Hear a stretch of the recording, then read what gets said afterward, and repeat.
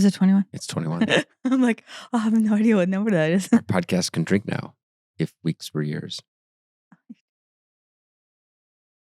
I guess maybe that varies state to state. I'm not sure.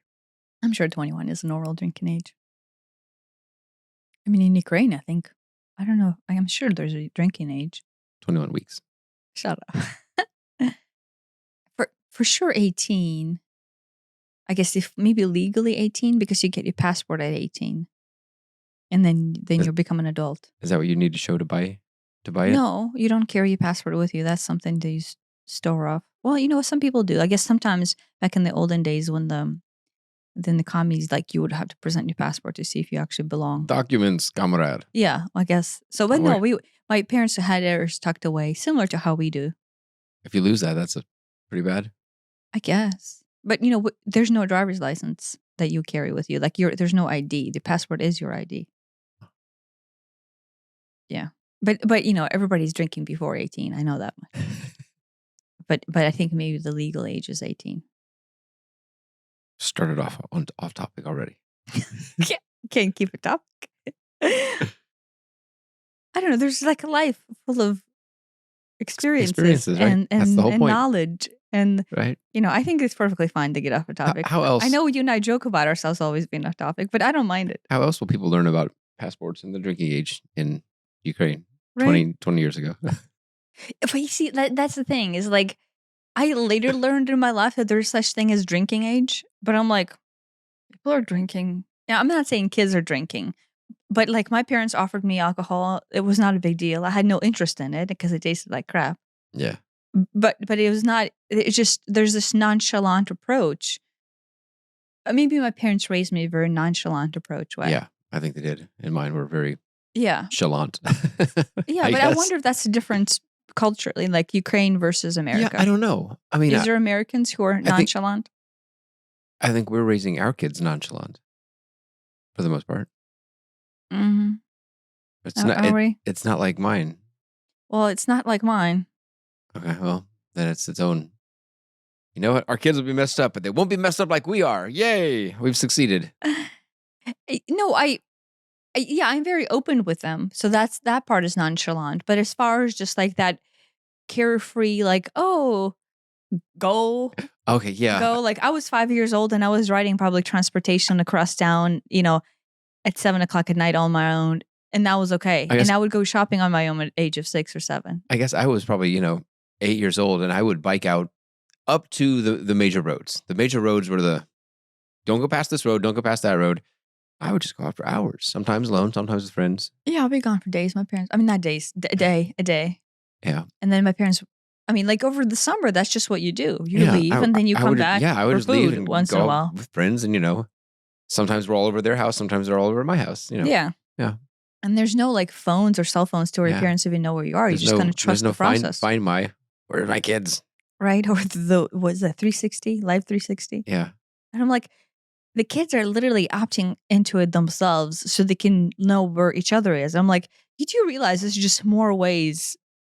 I mean, you and I don't track them, I guess, on 360. But I do look up once in a while when they're on Find Mine. When he drives to pick up a friend and then goes to school, or then takes the friend back from school, I'm like, did he make it? I'll check that. Well, just because, right, we're not really nonchalant. Maybe we're not nonchalant. All right. Yeah. I don't know. I think there's this balance between too much, like no freedom, and it's too much. Mm-hmm. And then, I don't know, free for all type of thing. Yeah. I mean, there was something, you and I both just had free reign of our larger neighborhood areas. Yeah. Town. As a kid. I hadn't reign. And yet, I would hesitate every time Annabelle goes off on a scooter ride and she's staying in the neighborhood. I'm like, a little bit. Yeah. And then, since then we have had Annabelle's parents, moms. Friends' parents? Friends' moms. Friends' moms. Yeah, parents' moms. Hi. Technically, parents also have moms. So I'm not. Annabelle's parents' moms would be Papa. Yeah, no, I know. but either parent, and both friends, parents, like basically judge slash inadvertently make comments how like her riding the neighborhood on a scooter alone is just something that they will never allow their daughter to do Right. in a judgmental way, obviously. Right. And I'm like, To the point where they made a point to take her scooter, put it back into their car, and drive her back to our house instead of letting her just ride that scooter back home. yeah, that was a little weird. Was it dead? I mean, she could kick move it too, like a regular scooter. Yeah, I don't think it was dead. I mean, I don't think it would have been dead. Maybe Yeah. she killed it and then they just book being kind. I don't Which know. is fine. No, I'm all pro being kind. Yeah. But I'm not all pro somebody making a statement. Right? Like you Yeah. can have your own opinion. Yeah, and that's And you fine. can say, "Oh, this is this, our daughter's just not allowed to go here, here, and there." So it depends on the tone to Right. say that. I wouldn't want her to cross that main road. Yeah. The state highway. Yeah. I mean, the state road, state highway. Yeah. I mean, it's people drive fast and people have been hit on it. And it's just what business does she have on the other side of that road? Playground. Yeah, I guess that's true. There's like On the other hand, it's two nice playgrounds on the other side. she's smart. She would And the track. She would look both ways. Yeah, no, I trust her, but at the same time, yeah. So we are not really nonchalant. There are probably places your parents didn't want you to go. Whether you went there or not is a different story. But I guess I would bike across the road to get to the store. And that was okay? Not really, but I would do it. But they knew you did it? I mean, I would come back with candy. Where else would I have gotten it? I stole it. I don't know.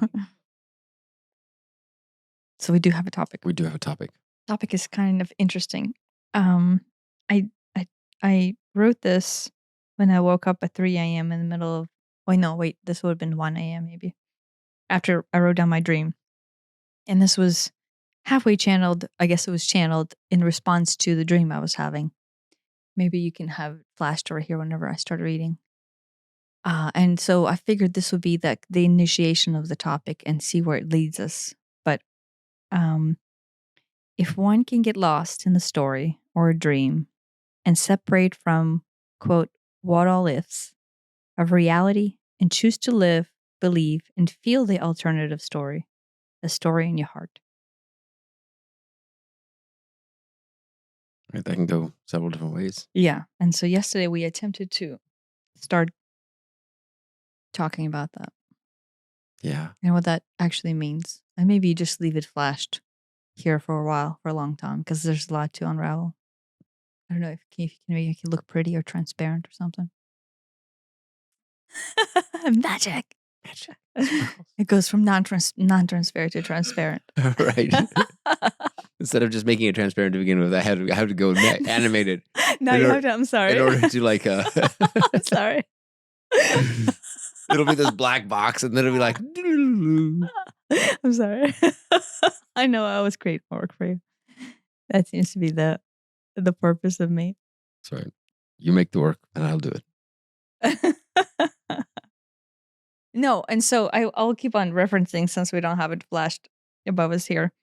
So to begin with, I don't know if you said it or I said it. A story in your heart. Is that like a fantasy? Is that like just a dream that isn't reality? Or is it like that innate knowing in your heart, which may not match up with the reality that you see, but yet you know it to be somehow more true than the reality that you see? Mm-hmm. Yeah. And is there a difference? Right.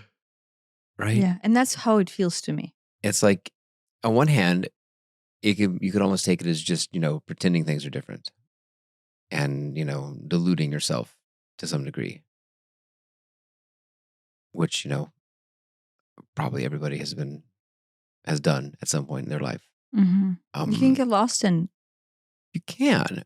I mean, one, if there's a story that you believe, right? I can relate to this. There's a story that I believe. And then based on whatever circumstances, that story grabs a hold of you. And then it just becomes your truth. Now, Yeah. there's that story has always been your truth, and it's continued to be so, and now you're aware about it. That story came about. It was never your truth until the right moment in your life. And now it's a new truth that you're dealing with. Or something comes in and it's not your truth, but you marry it so much that it becomes your truth. What do you mean with that last one? You What know, comes in? it comes in and then you see hope in it, Okay, I or see. you Oh, see I action see in what you mean. it. Something positive. I assume positive Let's comes say in. positive or negative. I guess it could be negative. Yeah. And then you attach to it because you seek the desired action out of it. Right. And then thus it becomes your truth. The overarching story, the nuance of the story becomes truth because of the overarching thing that you feel connected to. Right. Now, are any of them different? Right. Are any of those scenarios, do they matter in the long run? What is the nuance? Because you can go, oh, here's the past and here's the future. And from the larger standpoint, it doesn't matter. What do you feel in the present, right? And in that present, it is the easiest to connect to what you feel, which is your heart, right? The story in your heart. Hmm. I like to think of that. I like to interpret it and I guess like the way that like we all have these hopeful ideals and dreams in our heart that while maybe they don't match up with reality today, we know that the potential is there. And so in like the same way that like quantum physics says that, an electron going around, quote, around an atom, it's not like a planet going around the sun. It's more like this cloud. And it's, there's a probability that it's here and there's a probability that it's there, but it's kind of everywhere all at once Mm-hmm. until it collapses into a concrete reality Mm-hmm. that to some degree, the reality that we experience is a probability field that some things have collapsed this way or that way, but what we hold in our heart is a potential as well. Yes, everything is a probability field. But maybe the important part here is what all ifs, right? Mm-hmm. And I wrote it in quotes. Um, I guess it is there in quotes. So, but I later went back and I went, oh, that's a term. What all ifs is it's its own body, right? And what all ifs are all the doubts and the questions and the fears and scarcities and unknowns that we take and make that a thing, and then stop listening to the story in our heart and instead live out of like logic and, well, does this make sense? Is this the right thing to do? Is this good for the company? Is this good for the company, right? Does this make sense from the quantitative standpoint? Does this make sense financially? Does this make sense, like, is this what people do, right? Like Right. all of those things are just what all ifs are the excuses that are very real in us, Yeah. right? I say excuses, but to me, they feel really real. Yeah. Why would I do this if the chances of success are zero, or chances of success are a heck of a lot less than the thing that I'm already doing right now? Right. And that's how people end up in jobs that they don't like, especially high paying jobs that they don't like. Because it's like, Yeah. well, yeah, I can go here and I can make all this money. Yeah, I hate it and it's soul crushing work. And maybe even to the degree that it's a quote bad company or they're doing something that I ethically don't agree with. But man, they pay well. Yeah. I I mean, mean, you and I were in both of us were in that position. yeah, Right. yeah. I had another dream last night when I was in that position. slightly different nuance, I knew the building was going to come crushing to the ashes. Oh, that's great. And so I was trying to get out of it. You Oh. were there too, though. Did I? So apparently I dragged you into it as well. Was I trying to escape also? It- Were we both trying to escape? Or? You were trying to escape, and we Okay. wanted to make sure that the elevators were still working because I knew it was crumbling down. That's good that building's crumbling down. It was not the building, but it represented But metaphorically, the that building's crushing down. yeah, right. Yeah. It's never the building. Yeah, in the dream, it's never. It's never the physical building that I worked in. I don't know if it's ever been the physical building that I've worked in. Yeah, I've never had they seem familiar though. They're familiar, and it's like, well, yeah, obviously I've worked here forever, but it's like, wait, I've never actually seen that building before. Houses are in dreams. We should do a dream. We did do a dream. We did do a dream. We can do another dream. I love talking about dreams. I just have the most vivid dreams. We should have one on the dream that I had about the cave again. Oh yeah, that'd be a really good one, right? But through that living in the pain body, right, of you and I, why were we stuck in our not dead end jobs? In fact, the job was not dead end. Could have, either of us could have continued that. Yeah, I just kept on making more money and more money and more money, and there was not really a ceiling. Yeah, right. And same thing with you. You kept on getting promoted and could have got promoted more and could have got more money. Yeah, right. But it's like again, I need to look back. But the story in your heart, right? It's a vivid story. It wasn't. I guess for me, it wasn't fulfilling work. It started off vaguely interesting. I guess both of my jobs started off interesting from because I'm a techie type of guy, and there were interesting technical problems to do. Okay, but it's like if you're just misaligned with the company, it's hard to really care. It's hard to go, this is something that I really believe in, right? And imagine the people who work for nonprofits, which I imagine don't pay as well as the commercial sphere. Do it because they really believe in it. They're not doing it for the money. They'll be doing it anyway. They'd be doing it anyway. And then there's just a bonus that they get. And it's paid. like, okay, now I don't have to go get a different job. I can do this for full time. Yeah, and it will support me. The case. I hope so. I imagine that's the case for most of them. Yeah. When I'm volunteering, right? Not that we volunteer all that much, but when I did volunteer, it's free and I'm doing it out of my heart. Yeah, and it's some of the most fulfilling stuff that we do. It's certainly more fulfilling than any average day back when I had a job. Yeah.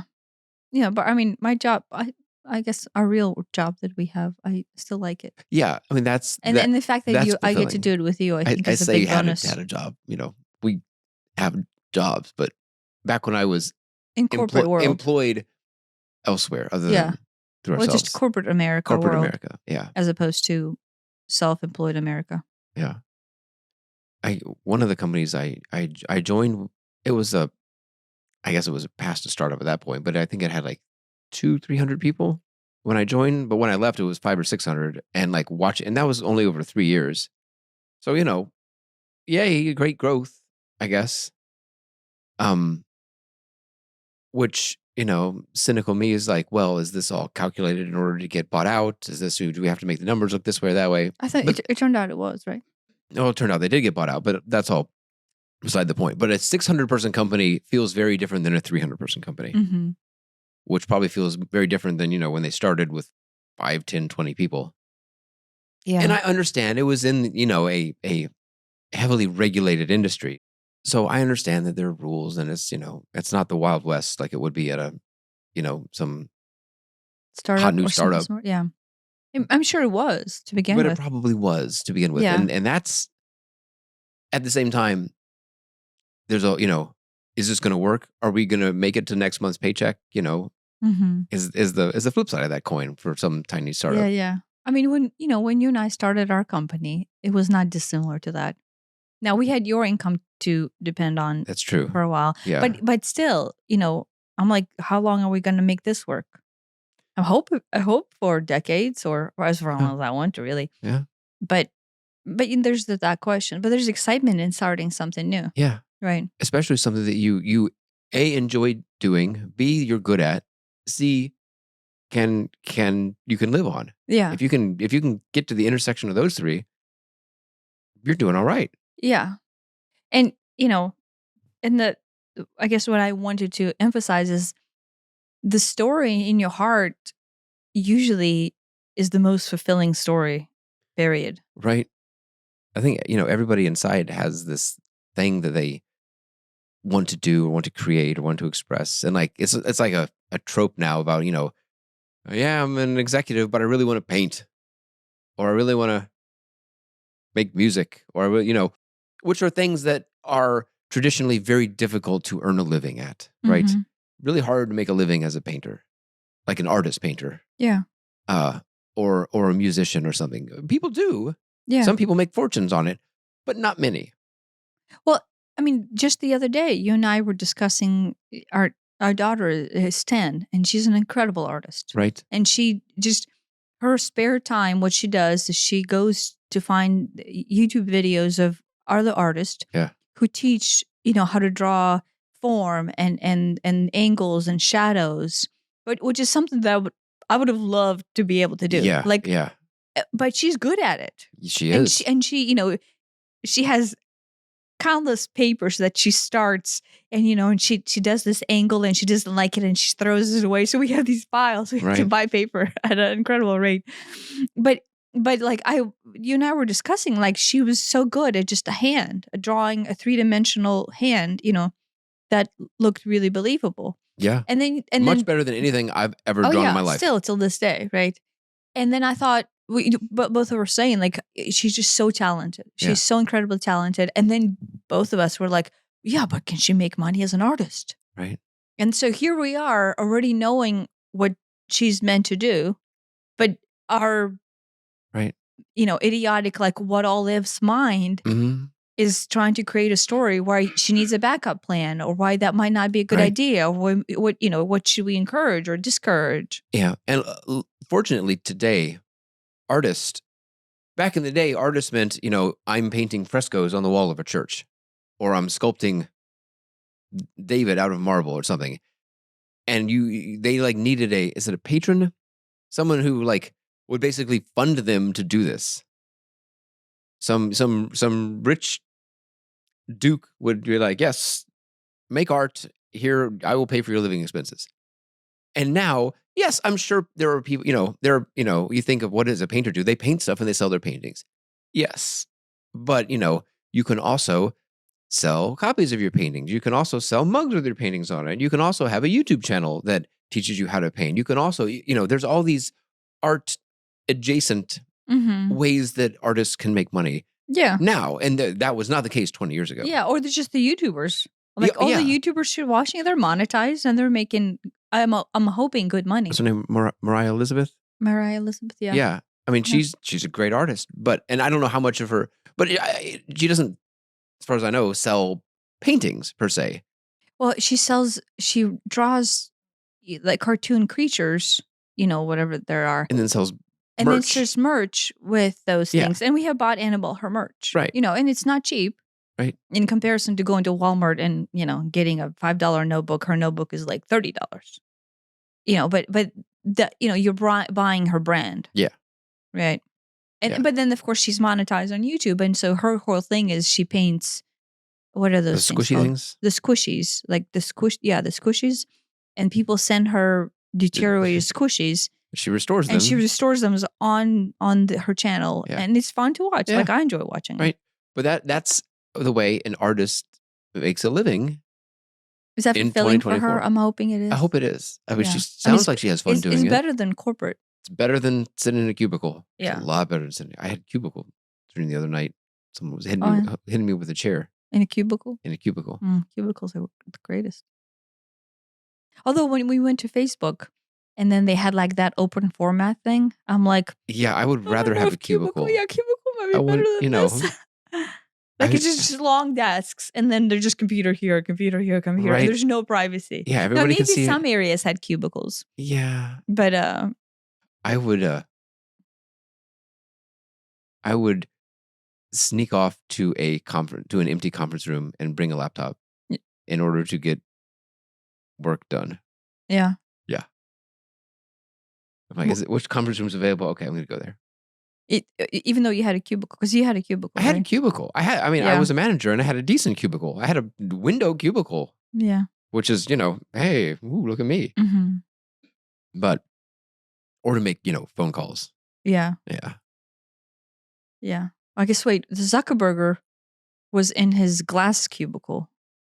Yeah, but I think he had a button He had a button that frost all the windows. The frost the windows, yeah.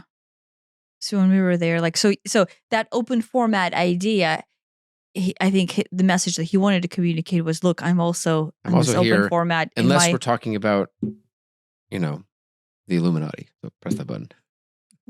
I'm sure it was soundproof no matter what. Right. But then it was just visually proof at some point. Yeah. We don't want people to see these pictures of the Illuminati, so we'll press the button. I don't know if he still has his glass cubicle, glass dome. I mean, it's not that much different than Metaverse. He was already in the glass dome. And it was frosted. I'm sorry. I don't have the highest opinions of Facebook. So because of that, Yeah. You're back. Yeah. You bounce through Jay space? You can just sit. I gotcha. I gotcha. Yeah. And so, the other thing, besides following your dream, right? If we marry what all is, right? If we marry all the concepts between us that justify us to believe this or not to believe that, right? We marry something outside of our heart space, then that by default becomes our truth and it becomes our reality, right? But if you marry what's in your heart, right? Is there a difference between this is the conversation I guess we started yesterday. Can you look at that as escapism, right? Or is it following your heart, right? And that was one of the pitfalls that I would, being I'm very logical, corporate-y, businessy, for the most part, person, and so that aspect of me, that logical aspect of me, that and that has the fear of like being unsafe and making sure my incomes are met and making sure, I'm following logic. Yeah. Would justify away from the heart and say, oh no, that's just escapism, or no, that's just a fantasy, and you can't spend life living in a fantasy, right? Right. I say you can't.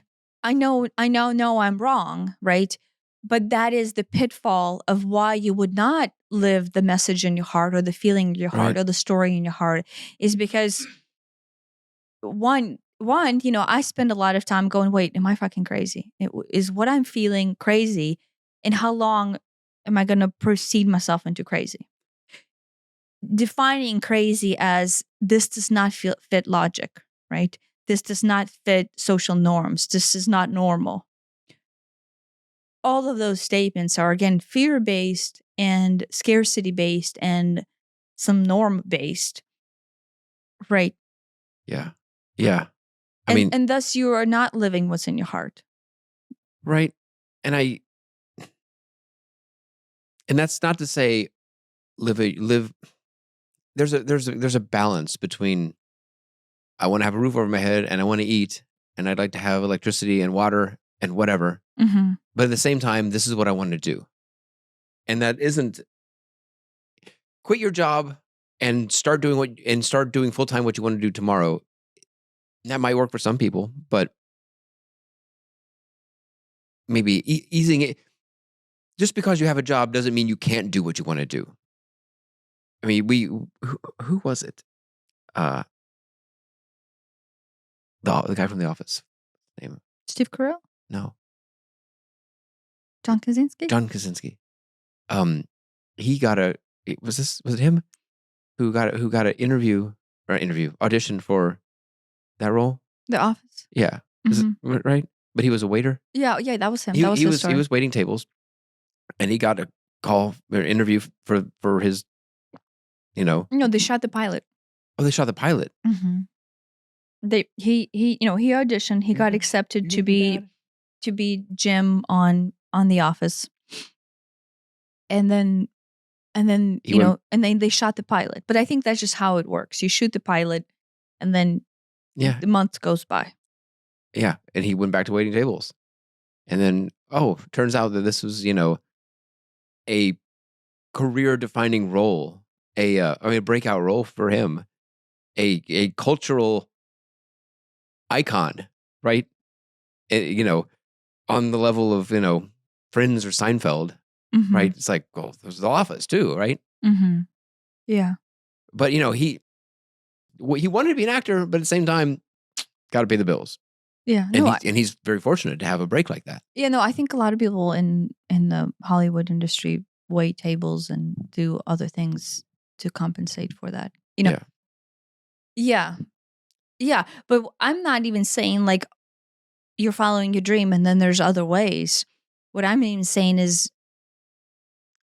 not even letting that dream be your reality, right? In this statement, in this statement, I guess. Yeah, this isn't solely focused about jobs. We've talked about jobs a lot, but it doesn't have to be. This is what I do for income for a living. I think the nuance here, right, is the extent in which you live the story of your heart. The extent in Yeah. which, right, when they say one can get lost in the story or a dream, right, and then separate from excuses, let's say, of what all ifs or the fears or whatever you want, of reality, that reality that is your truth today, or the reality of the fears that you're living under right now. Meaning the reality is different from your hopes and dreams. Or, this story or this dream. But to point out the story, the dream that you already feel in your heart. Yeah. Right? And then choose to live. So that's action, right? Believe and feel. And, those are 3 words. Yeah. But it's but like the depth, I think in those 3 words, to live, to believe, and to feel is probably quite literally a step into which the alternative story, a story in your heart, is your reality. Yeah. It's like a mindset. No, you quite literally let go of the story that has the what all ifs in it. And then you dive in, like you allow your heart to fully open and breathe. Like your heartbeat would have to be synced in life and belief and in feeling with the alternative story. And the alternative, I think the word alternative is theirs because it is a story that thus far to you sits as this thing that is other than your reality today. Far away. A fantasy, unreachable. a dream. Yeah. Right? It's a story. Like when we use the word a story or a dream or alternative, we put distance. Yeah, those are like definitionally something that is not real. Right. And so how much will, how much determination would it take for you to take a word like a story or a dream or alternative reality and actually say, no, that is my heart. Yeah. And thus shut off the what all if story, that other story that you're currently living, currently believing, and currently feeling that is by all extensive form reality and your truth today. How much will and power does it take for you to actually quite literally shut off believing in this reality that has been your truth, let's say in our case, for 40 years? Yeah. Right? Or, whatever, however many years, right? It has been enough to where it is ingrained to where there is no other, like the fact that you would even say, oh, that's a fantasy, that's a dream, that's a story. It just pushes that, our words, our thoughts, our definitions of that being, it just push that away from being any truth. Yeah. And people do it too. People will, well, that's crazy. You can't do that. I mean, you and I are talking about Annabelle's future and how great she is as an Yeah. artist, and you and I are already between you and I. We haven't had this conversation with her. Making backup plans. Yeah, maybe like trying to discourage her to have that as a primary plan. I don't want to discourage her from having it as a primary plan, but at the same time, it's like, because you and I believe that to be an unreachable dream or a story, an alternative reality that, guess what, logically might not meet the right circumstances. Right. Because we're limiting our thought process of how we believed what it means to be an artist. Right. Right. I mean, when you quit your corporate job in order to work for yourself, basically, I don't think that was encouraged by many people out there. You mean your parents or my parents? Yeah, your parents. Well, yeah, me too. We have brought this up on the podcast. The olden ways of living, and you and I are still functioning in that remnants to where we're like, oh, guess what? We somehow ingrainedly believe that you cannot make money as an artist. Now, you and I literally do marketing and digital development and all of that for a living. But somehow there's still this part of us that believes the story that an artist is not a job that you choose. And then you're telling me the story. Well, you still have to pay your bills and make sure that there's food and money and this and that.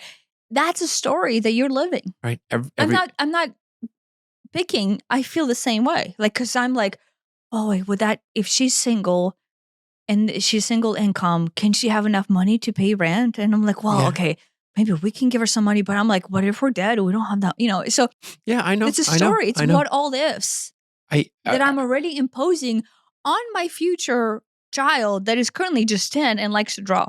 When we do invoicing every month and we send out the invoices and then the checks come, whenever the checks, not always, but sometimes when the checks come, I'm like, this still works. This works. And I'm like, I'm slightly in shock that this works.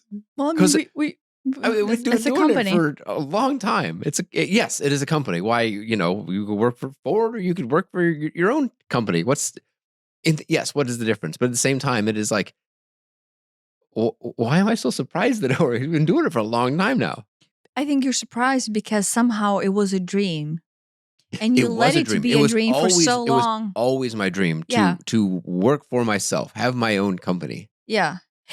And then that idea, right, to this quote, at what point do you stop outsourcing that word as a dream or a story, as a fantasy, and live it, believe it, and feel it as your truth? When I quit my last job to work for ourselves full time, I tried to get my boss. I was going to tell my boss face to face because that's the polite thing to do. Mm-hmm. 2 weeks notice and whatever.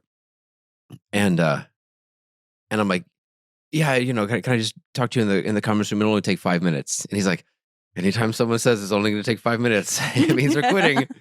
And I'm like, well, yeah. And he's like, oh, please don't tell me you're going to the competitor. Yeah, Acme, which was their basically competitor. That so many people had gone to or come from Acme, let's say. Mm-hmm. And he, please don't tell me you're going there. I'm like, no, I'm gonna, go work with my wife. We run this marketing company. He's like, oh yeah, there's no way I can convince you to stay. Then never mind. Yeah, because he was gonna say, could we pay you more? Could we, what could we do to make you not go to Acme? Because I hear bad things and I blah blah blah. But he's like, okay, well, no amount of money will keep you here because you are following your dream, and that's who wouldn't want that. Yeah. I say that there are plenty of people who would not want to work with their wife, but yeah. Yeah, but I think some people, not him maybe, but other people looked at it as a joke or like, oh, you know what I mean? To them, that idea was so far away and a fantasy and a dream, or that's not going to work. Now, they didn't know the details that we've been running a company for like 5 or 6 years at that point. I don't know, right? 5 or 6 years? I mean, Well, yeah, a oh, lot, yeah. a lot more. Oh, yeah, technically, Yeah. when I quit, we were already doing this just on the Part-time, very small. marginal scale on the side. Yeah. Yeah. So yeah, they did not know the details of what it was, right? Right. Yeah. Yeah. And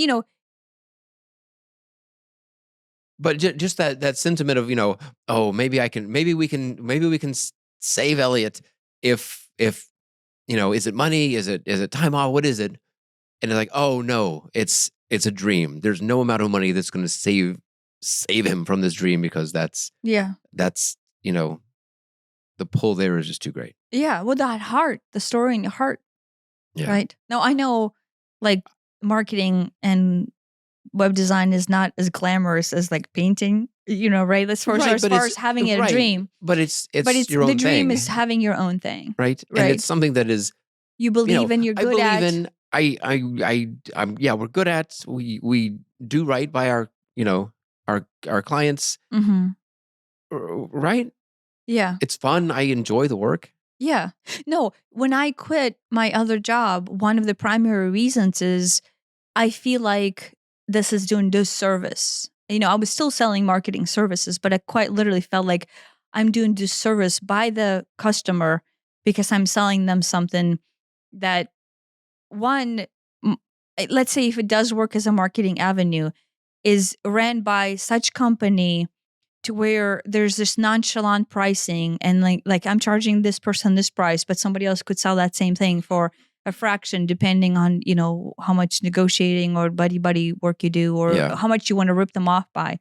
And so the moral structure or the integrity behind the company, even though I might have even enjoyed the marketing aspect and the sales aspect and the customer interaction aspect of it, I didn't feel like I was doing disservice by the Yeah. human being next to me. And then, of course, they ran the whole threatening sales environment. Yeah. So That was very toxic. Yeah. So the dream was, I love marketing. I'm good at it. We're really, really good at it, not to toot our own horn. And I would love to do service by someone and build those relationships. What could you possibly be doing? Build a relationship with the customers on my end. Right. And have that honesty between, someone who is a customer, we had them for a lifetime, and they trust us and we trust them. And there's this reciprocity between them, right? Yeah. I mean, I'm hoping that's what we're still doing, But at the same time, whenever we have that freedom, the reason why we can have this YouTube channel and then have time to talk about the rest of the story. Yeah, this would be hard if we were working 8 to 5, driving an hour a day. On top of that, Mm-hmm. you come home, you're exhausted, and Yeah. that would be hard. No, I don't think you and I would have, at least for sure, I would have been on the path of spiritual awakening. Right, which is not by choice, but even by force. If I was just out there still pretending the word of Lala in my corporate America. Yeah, there's like this gave me an opportunity to open my eyes. Yeah. It's, I mean, I think about this a lot, is how fortunate we are to be able to have this amount of, time to dedicate to these, I could call them passion projects. Yeah. But B, like almost like this Maslow's pyramid thing. It's like, if you're stuck at the bottom trying to survive, I need to find food, or I'm going to starve, or my children are going to starve, or shelter or water. If that's your concern, yeah, spiritual development's not on your mind. I agree. But at the same time, when we were in Ukraine, that was our life. There's no electricity. There's no gas. Heck, coal is hard to come by because our chimney ran on coal. Our stove ran on coal. My dad doesn't have a job because the Soviet Union has collapsed. There's hardly any food. We don't have any money. But yet my dad was still reading his Hindu books. So I say that, right? Meaning like, yes, right? Yeah. You're still trying to make it work. But in his case, that did not keep him That's true. from seeking fulfillment on the spiritual end of things. Maybe I shouldn't say it's not possible, but it's less likely in fewer people. Maybe not. maybe really trying circumstances would bring it out. I mean, look at is it Elie Wiesel, the Holocaust survivor, who, you know, I'm trying to remember what his premise was. I don't remember. I don't never heard of him. I Um, don't think. I know Aiden, I think read his book. Night, I think is his book. Gonna sound bad not remembering what it was. Who Was it like that he felt love and surrender despite maybe the maybe it was Holocaust that, thing? maybe it was hope, maybe it was something. I don't remember. I've read it in high school, but I don't remember now. Never But heard of it. and you can't get much worse than being in a concentration camp. Yeah. But yet he found this this peace in it, a spiritual level of peace. Yeah. We have talked about this. The path of surrender sometimes comes at the bottom, Yeah. right? Some people but through their journey of their spiritual path or the journey of their soul, end up being at the bottom. And then at the bottom, right, when there's nothing else left, Mm-hmm. right? That in the previous podcast we talked about on the religion, we talked about that space where you go to. Unfortunately, that space is very easily reached when nothing else is left. And at that bottom, but there's nowhere lower you can go. It's a come to Jesus moment. Sure. Yeah, she's trying to climb in. Come on up. Come. Yeah. Yeah. Right. I mean, the thing we said before, there's in like the addiction community, there's the concept of hitting a hard bottom or hitting a soft bottom. And a soft bottom is, oh, I almost had an accident driving home drunk. Wow, maybe I have a problem. And a hard bottom is, oh, I, gambled away my kid's college fund and I lost the house and my wife left me and now I'm on the streets. That's a lot harder than a near accident. Yeah. Who was it? There's a guy who runs a podcast, and we don't listen to his podcast, but he was on somewhere that we listened to. Maybe he was on Gaia. That like he had 2 wives, and Oh, yeah. then like he has an accident. His face gets damaged in the Yeah. It accident. was a big accident. That's a hard bottom. That's a hard bottom. Did he refer to it as a hard bottom? No, in fact, he said that wasn't hard enough. It wasn't hard enough. And then further down, there was a different version of a hard bottom. Right. So sometimes, right, which is an interesting concept. Sometimes to what most people would be like, okay, if the spirits are going to smack you in the face and go, guess what?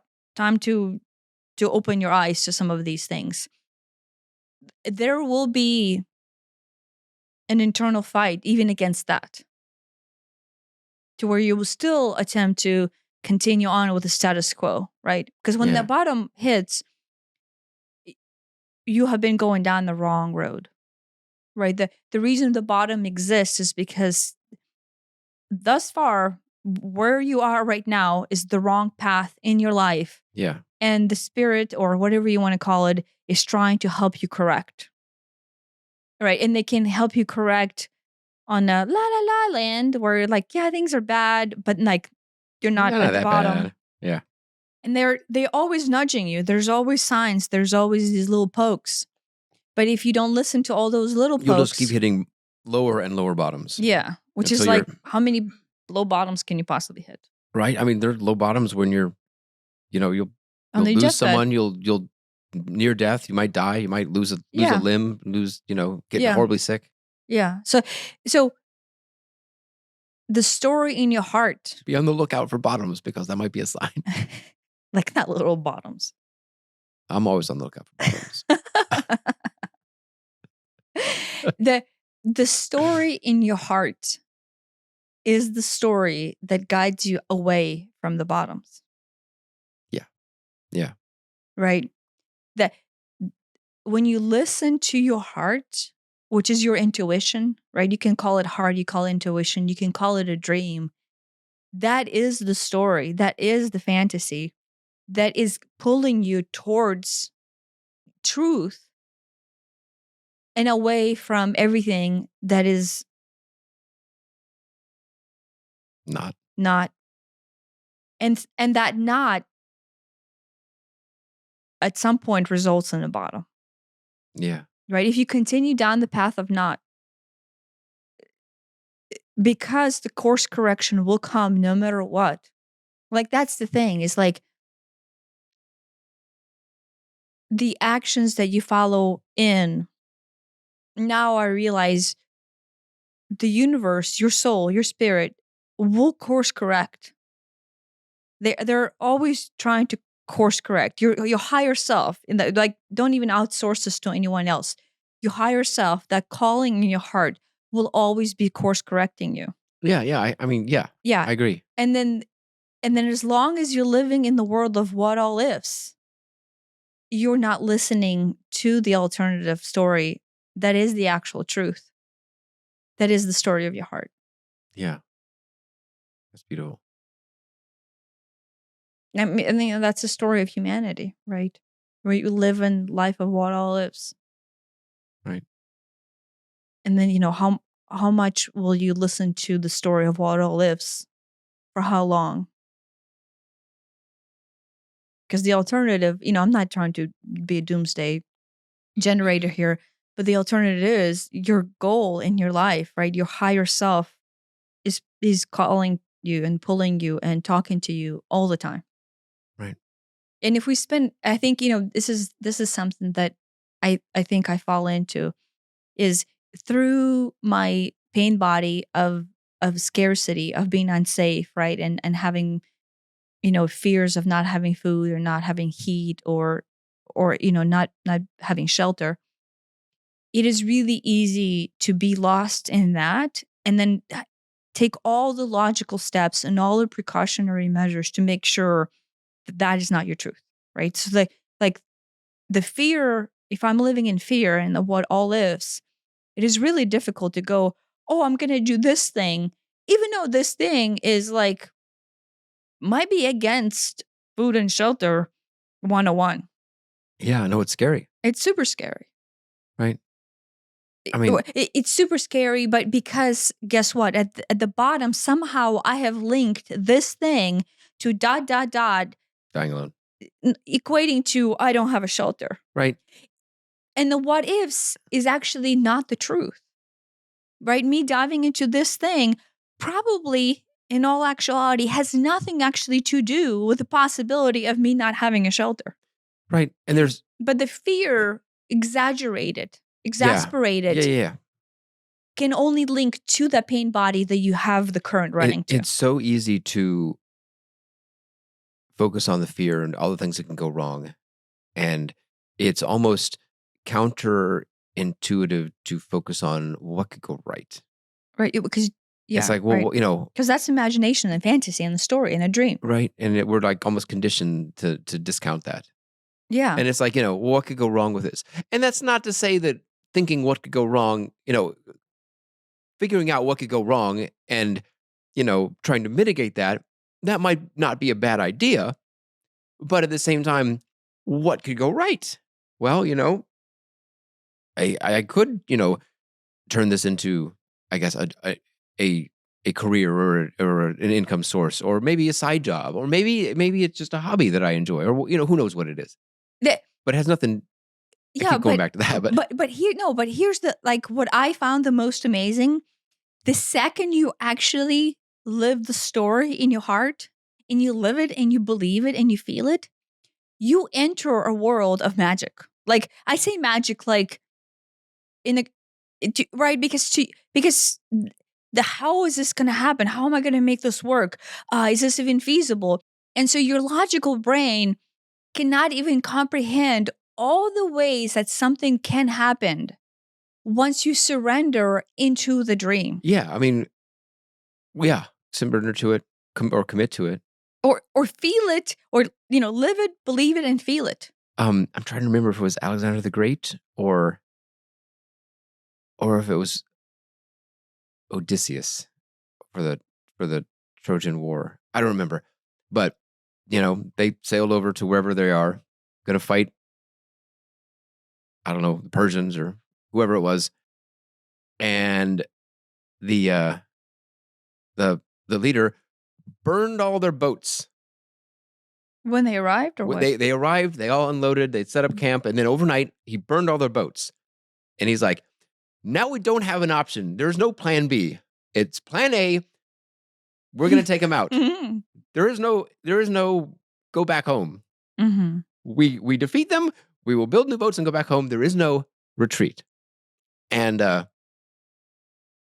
think they won. I'll have to look up exactly which story this is. But if you know in the back of your head that, oh well, I could always go back and retreat, I could always go back and get another job. You're not as committed as if it's do or die. Yeah. I'm not necessarily saying everybody should take that advice and quit their job and become an artist. Not necessarily. But there is, along with 100% total commitment, your chances of success are much greater. Yeah, but 100% commitment, but there is magic in you living your heart. Yeah. Yeah. Right? But I mean, they were committed to a war, but in this case, being committed to what you're passionate about. yeah, but the guidance, and I will get esoteric here, but the guidance and the assistance that comes along Yes.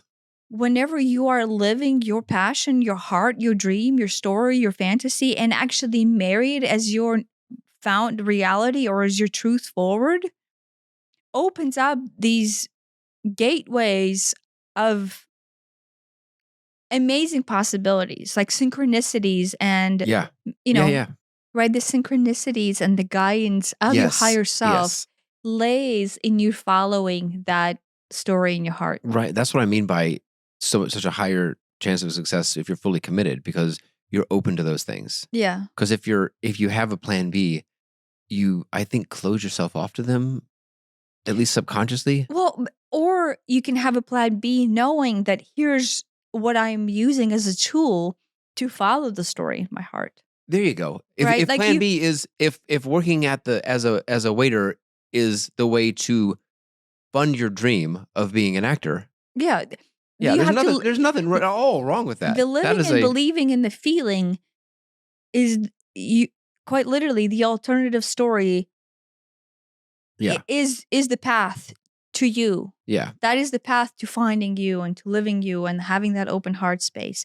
And then you can look at everything else that you do, whether or not it's your dream right now or not. But is it in alignment with furthering your dream? No, what I'm saying is what you do to support it, right? If you are working as a waiter in order to, Yeah. right? But you then could see that yeah. still as part of your dream. You could say, this is part of the road I'm on my living dream. I'm living in LA or Hollywood, and I'm working as a waiter in order to fund my dream. But going and getting a job in Boise, Idaho, which may pay more, would not fund my dream, because now I'm removed from the place I need to be in order to be an actor. The action that you would participate in that is not necessarily the dream, but a road that would help you get to the dream. It's dream adjacent. But it could still be pulled into the space in your heart. Right. Yeah. To facilitate that dream. Right. You know what I mean? Like, as long as it also aligns with you and you're not working for Evil Corp. I mean, yeah. Whatever Evil Corp means to you. Yeah. I mean, I guess if you're, in our case, I don't think I could have worked where I worked and continued to have an open heart with everything that was happening to me. I say to me, right, through the means of corporate management. Yeah. And then me just feeling like I'm doing disservice to humanity by being there. Yeah. Right. As long as you're not actively going against yourself.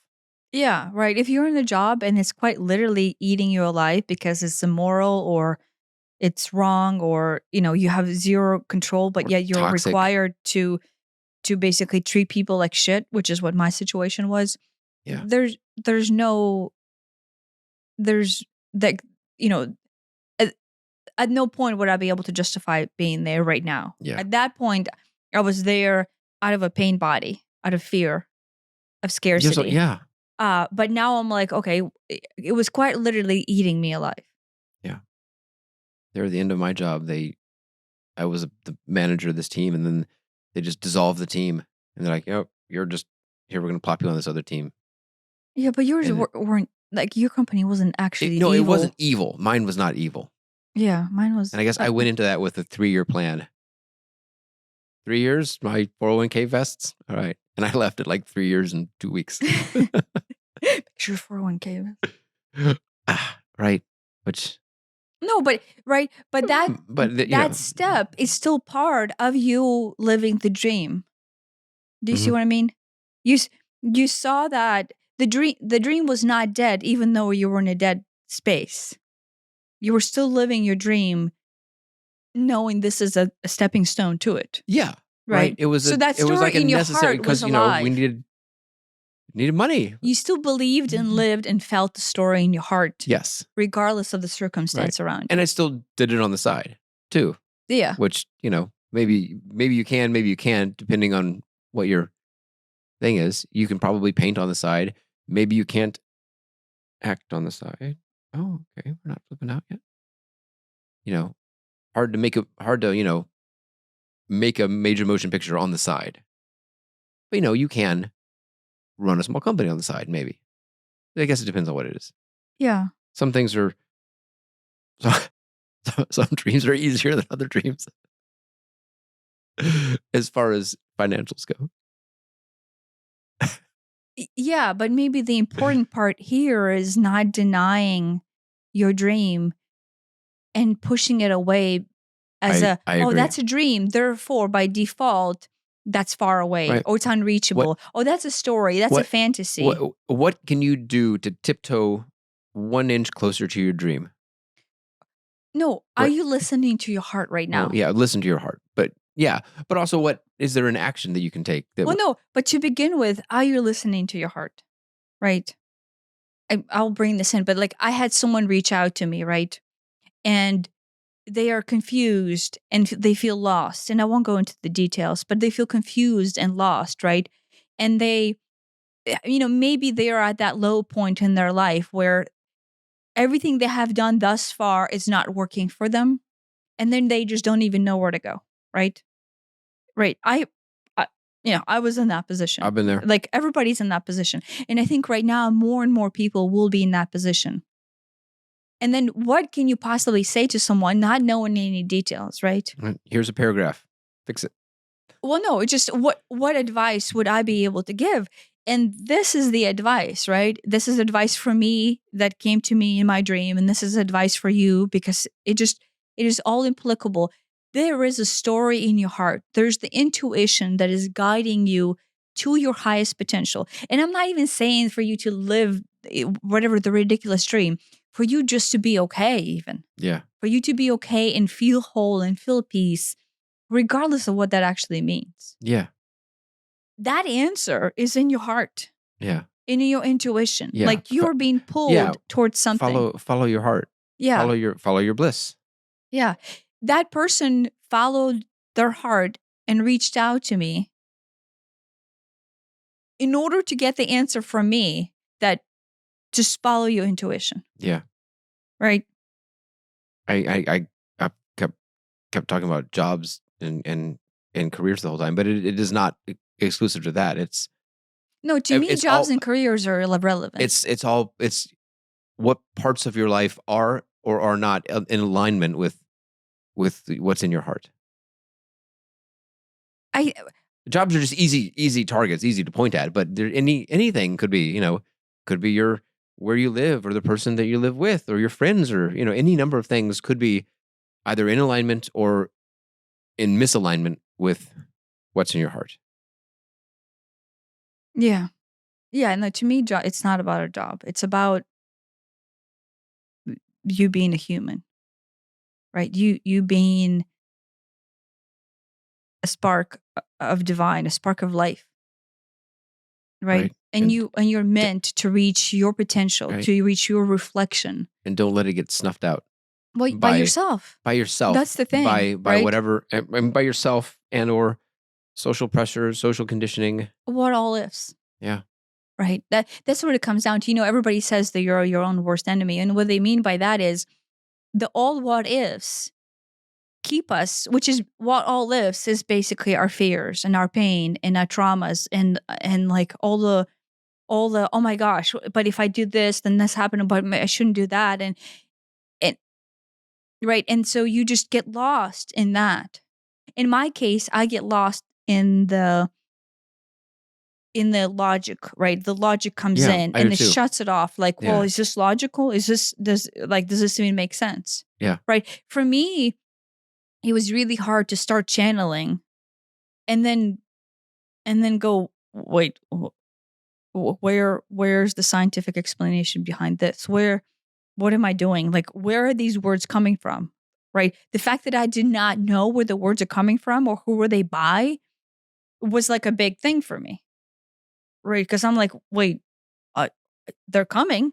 It's not me, but where? And that's not logical. Right.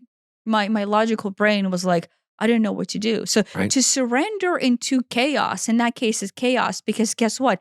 I'm unable to understand it completely. And I'm such a control freak because Right. control I'm the same leads way. to, I want to understand everything. yeah. But that's control, right? And the reason why, again, I seek control is because control keeps me away from being on the streets starving without a shelter. Dying alone. Right. It's not even dying alone. It like doesn't even go there because I am okay with dying. It's on the streets without a Dying shelter or food. alone. Mhm. But you're dying alone. I don't care about the alone part. That's your thing. With me, it's like in the cold, outside, without food.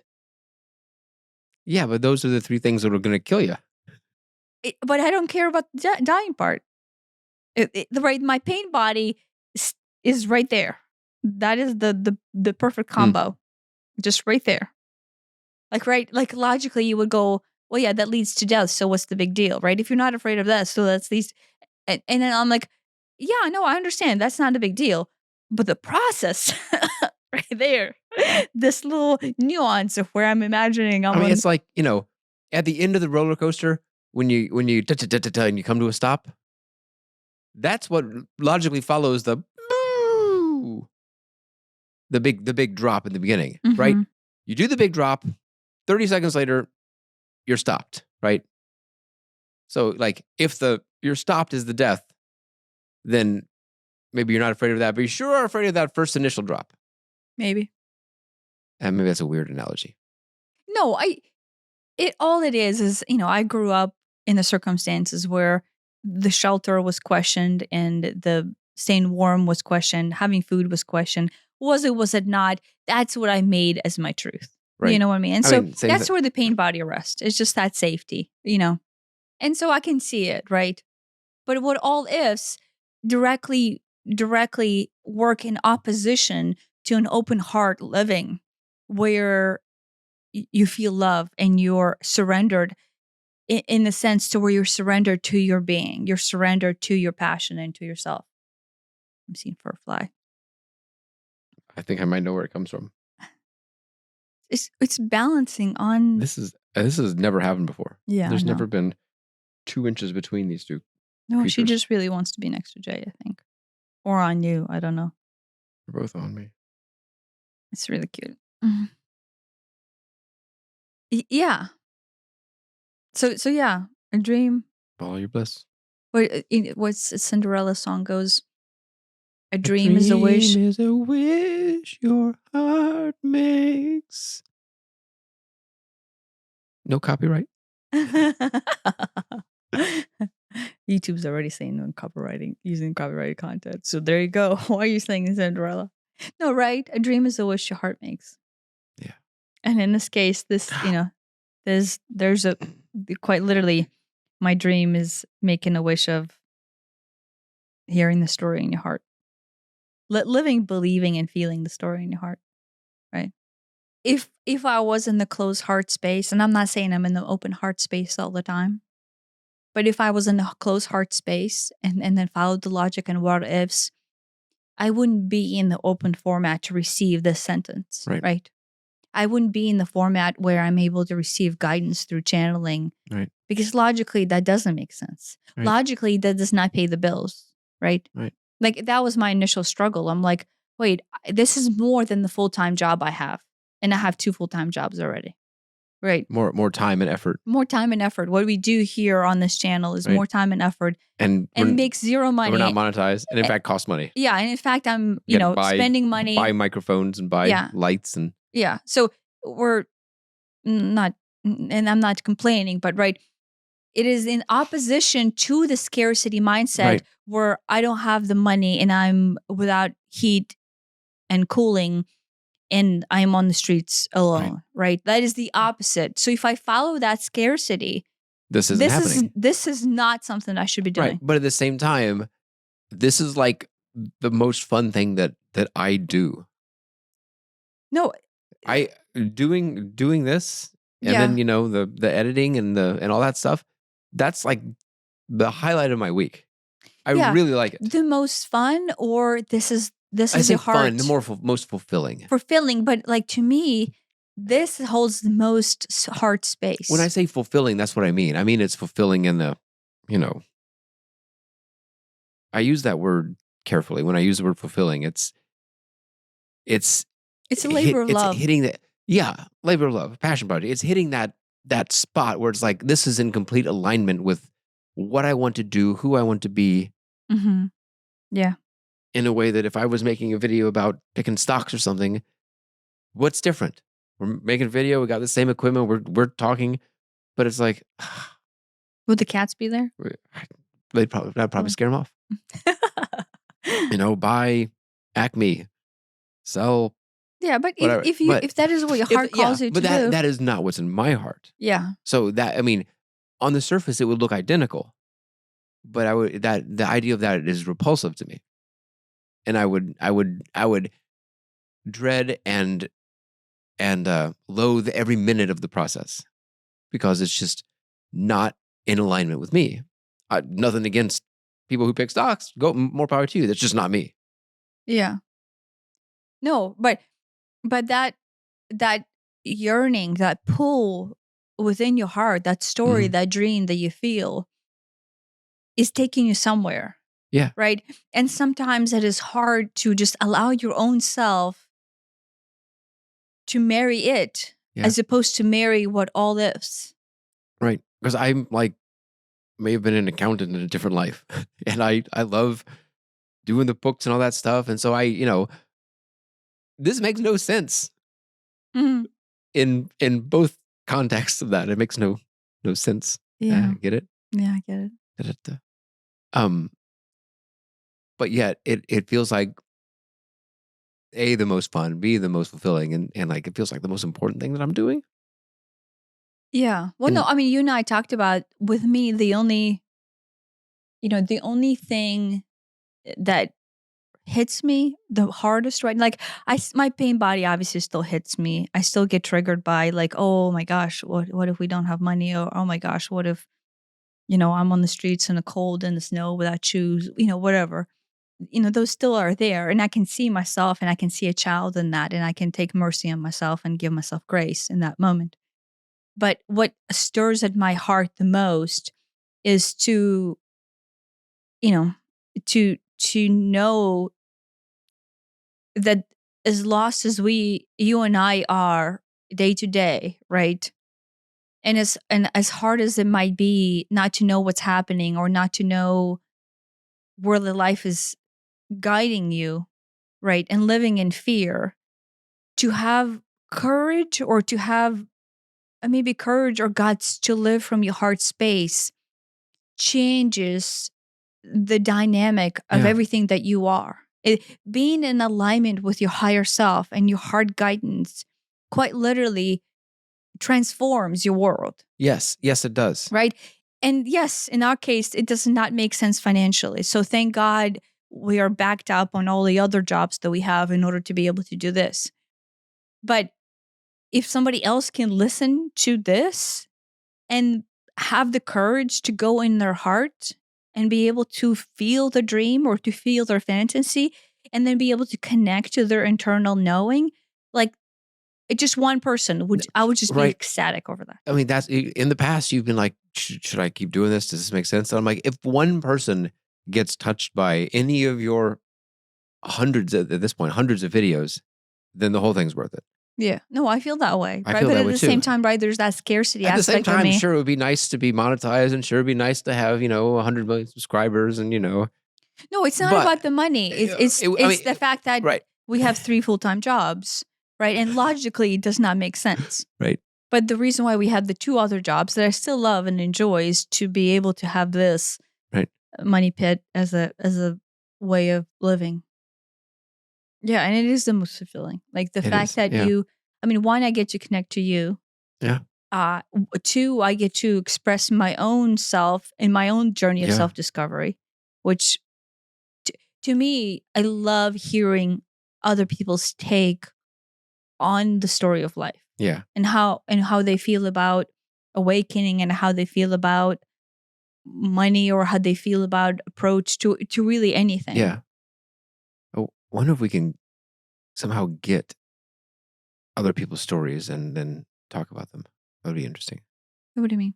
I don't know if we could hear somebody else's story, not necessarily as a guest, but if we could hear a story, we could, talk about what parts I we mean, can but we relate bring to. that in. Yeah, That yeah. person that contacted me, I don't know anything about them, but the story there is, what do I do if I'm lost? Right? I guess maybe that's everybody's story right there. Yeah. And the answer is just go into your heart. Go with, right. People call it hearts and people call it intuition. Some people call it like guidance, spiritual guidance or guidance I by mean, God, whatever fo- you want to call it. Joseph Campbell's "Follow Your Bliss." I think that's Is that what his is? yeah. I think that's basically the same thing. Is yeah, The bliss is your heart, right? yeah. Yeah. There's a pull in you to do or maybe not do something. Yeah. How can you? I guess if you had to take an action, what can you do to do more of that? Yeah. Zoroastrian is the same thing too, right? Yeah, yeah. Except it's less. It's more internal with the Zoroastrian thing. It's like do what can you do to make the world better? In this case, it's like what can you do to? Although maybe that's the same thing. No, you take that as to make the world better, but that could apply also internally. Do you know what I mean? Yeah, Like good thoughts, good words, good deeds. You take it and externalize it into the word or into the world. world, but that applies inside. Yeah. Like good thoughts. What good can you do? thoughts What can you is do to live in more in alignment with what with with you? you. I think that no that's the thing. It's very easy for us to go externally and then see everything and all the guidance as like this, like action into the world. But how much time do we actually take what it's meant to possibly go inside and take that action within or evaluate it onto ourselves? Right? Good thoughts, good words, good deeds could just simply be to yourself. Yeah. Like fix yourself. I'm not saying anybody needs fixing, but I felt like I needed a lot of fixing. But the fixing is, remove. If something needs to be fixed, it's because it's not in alignment with you. Yeah. That's Right. like the definition of. I hate to use the word broken, but right. What does broken mean? It means it's not in alignment with your heart. Yeah. If it was in alignment with your heart, it wouldn't feel broken. How about that? Yeah. Well, right. It is difficult, right? Like to me, and maybe this is a feminine aspect more so, but let me know if you feel that way too. Like if I'm doing something, the heart just sings. Like I mean, Oh yeah, no, I feel know that. not literally, but I almost feel this energetic song Yeah. coming out of my heart. There are things that I like to do that I'm really passionate about. And when I do them, and again, makes no financial sense. If anything, it costs money. But it's just, it's the best stuff in the world. This is one of them. Mm-hmm. I mean, you feel alive. You feel the most alive in Yeah. those moments, right? It's like, if I just had all the time in the world, I would spend a lot of it doing this. Yeah. So yeah. No, I'm glad. I'm glad it came. Yeah. It's very deep. Thanks for listening. Thanks.